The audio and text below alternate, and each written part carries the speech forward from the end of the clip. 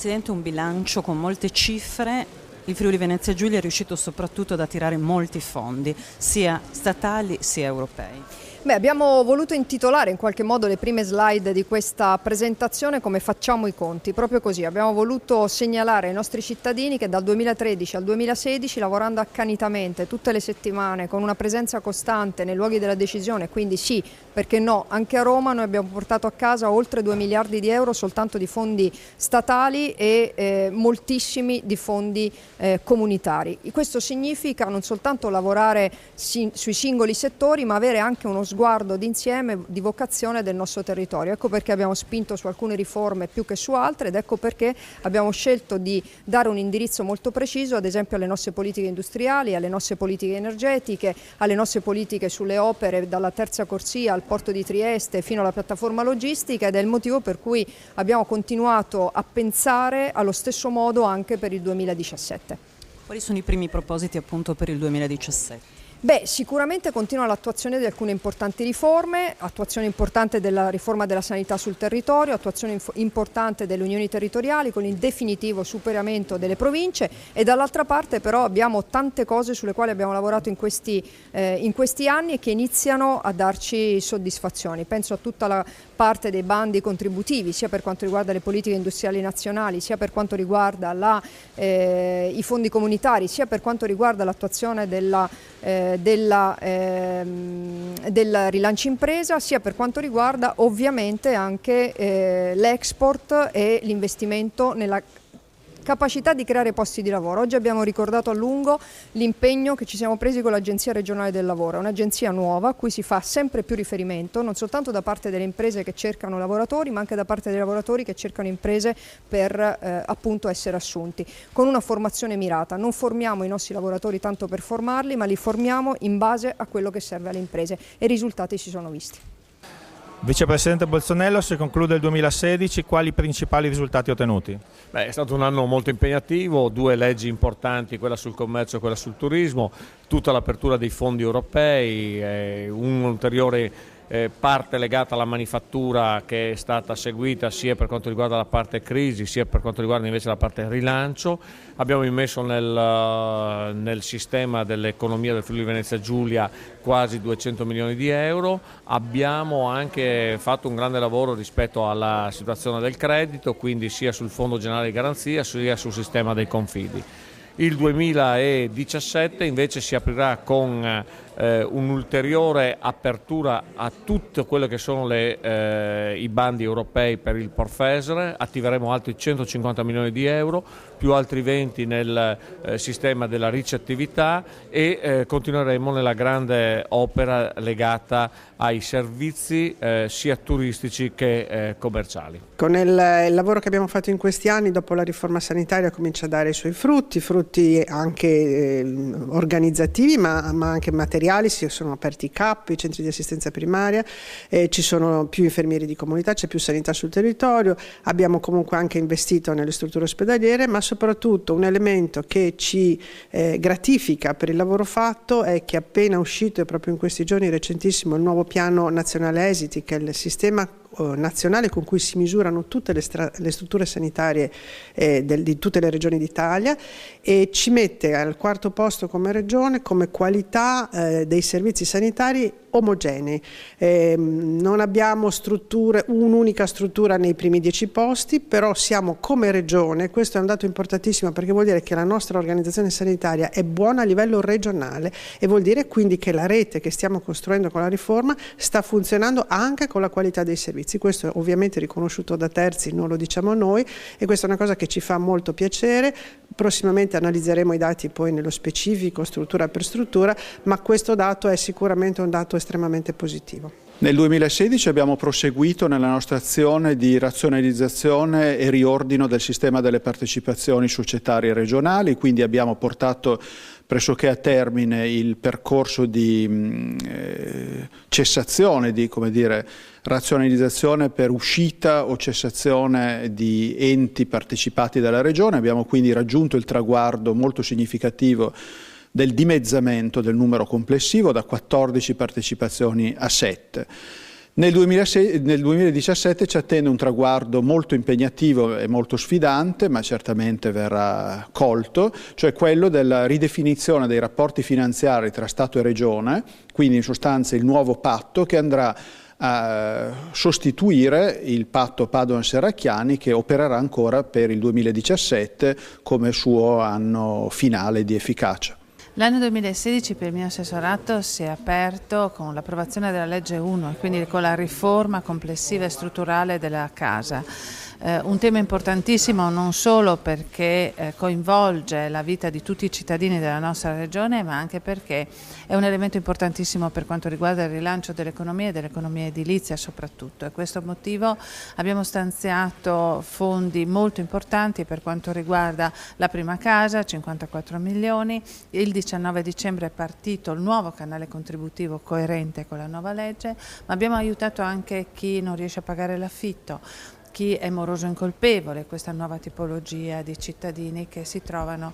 senza lavoro e quindi non possono pagare casa. Ma abbiamo finanziato il riuso, le case ATER, le case pubbliche, quindi tutta una serie di interventi volti appunto a coprire una gamma della casa che non è solo la casa sociale ma anche l'efficientamento energetico per la prima casa. In più molte opere pubbliche sono partite, abbiamo sbloccato moltissimi cantieri, 121 milioni per le edilizia scolastica, ma i dragaggi a favore della nostra economia del mare, le piste ciclabili a favore del turismo e del mantenimento delle attività in montagna, tutta una serie cioè di opere, comprese quelle stradali, che rappresentano una regione che riparte.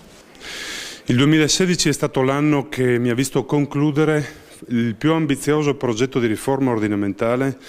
che una regione abbia mai varato. Il progetto si è concluso con la legge di soppressione delle province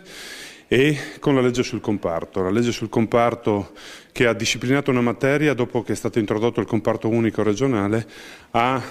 18 anni di distanza. Queste le principali attività del 2016, oltre alle molte altre anche in occasione del quarantennale del terremoto con la protezione civile. Per quanto riguarda il 2017, l'impegno e la focalizzazione è su due materie che possono sembrare anche marginali, ma molto sentite, che sono il riordino del sistema della pesca in acque interne e dell'ente tutela pesca e il riordino del sistema della caccia.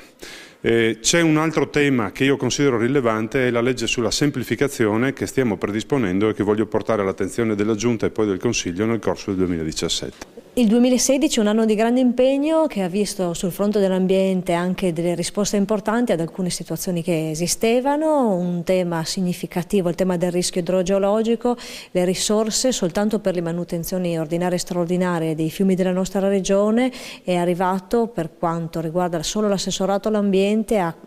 più di 29 milioni di euro. Stiamo lavorando inoltre con un impegno importante per completare tutto il piano per l'assetto idrogeologico dei bacini della nostra regione, uno strumento pianificatorio importantissimo che mette la sicurezza dei cittadini al centro della nostra azione amministrativa. Il 2017 sarà un anno ugualmente importante sia per dare continuità a questo lavoro sia per mettere al centro delle politiche della regione nuovamente il tema dell'amianto con delle linee contributive a privati, quindi alle famiglie, ma anche alle aziende e ai comuni per la rimozione e lo smaltimento dell'amianto. E il 2017 sarà anche l'anno al quale metteremo mano alla normativa sui rifiuti. Normativa sui rifiuti è una norma datata degli anni '80 che ancora ancorato al concetto dello smaltimento dei rifiuti. Noi invece pensiamo che i presupposti dell'economia circolare possano essere invece, nella logica del riuso, del recupero, un grande volano anche per l'economia della nostra regione. Credo che sia stato un anno sicuramente impegnativo, ovviamente molte criticità rimangono ancora da superare, ma credo che vadano assolutamente messi in risalto gli aspetti positivi dell'anno appena trascorso, un più 35% dell'export agroalimentare, un più 12% dell'export vitivinicolo che ci mettono fra le migliori regioni italiane, unite a un più 15% del valore aggiunto in agricoltura. Che segnala un settore in forte crescita e anche capace di nuovo di sviluppare investimenti. Ci sono stati ottenuti risultati davvero importanti che si attendevano da anni, e questo va dato atto in primis alle filiere dei produttori e della nostra agricoltura per la capacità di fare massa critica e di lavorare insieme. Penso all'ottenimento della DOC Friuli, all'ottenimento della DOC interregionale del Pino Grigio, ma anche all'IGP della Pitina, e anche i riconoscimenti internazionali che stanno continuando ad arrivare per i nostri prodotti. Ci sono dei lavori, ovviamente la Regione credo abbia fatto la sua parte anche con un sostegno economico molto forte, non solo con il programma di sviluppo rurale, ma penso soprattutto alla legge 80, che ha movimentato un volume di risorse pari a oltre 80 milioni di euro anche per l'anno in corso. Quindi vicino al sostegno alla promozione agroalimentare, vicino al sostegno alle emergenze in agricoltura, c'è anche una forte vicinanza alle imprese, sia nei loro momenti di difficoltà ma anche nei loro momenti di crescita di investimento. Per il prossimo anno io credo che si debba fare un ragionamento molto molto forte sul settore zootecnico, in particolare da latte. Sono contento che finalmente il Consorzio del Montaggio insieme alla Regione abbia pensato a un piano di rilancio e di crescita che è fondamentale per dare valore aggiunto al nostro prodotto trasformato. Sono altresì convinto che la nuova etichettatura con la provenienza del latte in etichetta potrà dare anche una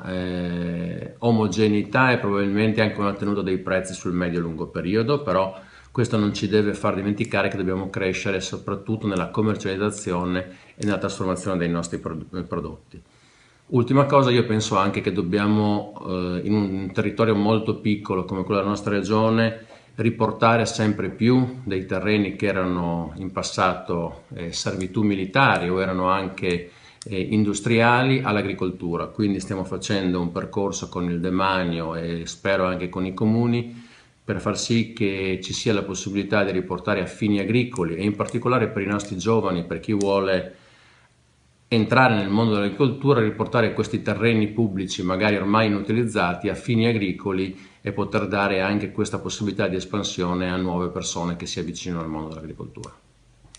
Nel 2016 abbiamo rafforzato l'Agenzia regionale per il lavoro, stabilendo relazioni importanti con le imprese del territorio e condividendo percorsi di formazione che hanno avuto come risultato l'occupazione delle persone. Per il 2017 intendiamo continuare in questa direzione e prestare particolare attenzione ai giovani, alle politiche giovanili, al diritto allo studio, e con una misura specifica che possa rafforzare le competenze dei ragazzi e delle ragazze in vista di un'occupazione che possa essere di qualità e duratura in questa regione. Un 2016 per quanto riguarda il mio settore importante, forti investimenti raggiunti anche attraverso la collaborazione dello Stato per quanto riguarda la cultura, chiaramente uno su tutti 50 milioni sul polo museale del Porto Vecchio a Trieste, ma non solamente. Un 2017 che invece si aprirà all'apertura soprattutto con un forte investimento sullo sport. È un processo che è iniziato già l'anno scorso, con molti milioni investiti per le manutenzioni, continua quest'anno, per la prima volta sforeremo il tetto di spesa dei 10 milioni nell'ambito sportivo in una regione che effettivamente è dedicata allo sport, con una percentuale di sportivi straordinaria e con un bisogno anche di mantenere quell'impiantistica che è stata fatta negli anni precedenti in modo fondamentale. Quindi questo sarà uno dei nuovi temi su cui si svilupperà il 2017.